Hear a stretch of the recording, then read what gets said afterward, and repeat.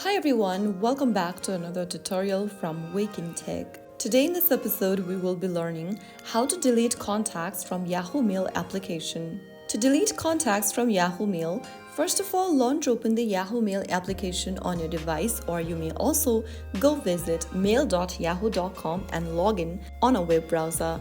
Once you're logged in, go ahead and click on the contacts button at the bottom right corner, and you will then end up in your contact list. If you want to delete a contact, go ahead and tap on their name, and once you open up this page, tap on their profile picture and click on the three dots at the top right corner, and in the pop-up, click on delete. Click on OK in the pop-up once again and the contact will then be removed. Now the selected contact has been deleted from your contact list.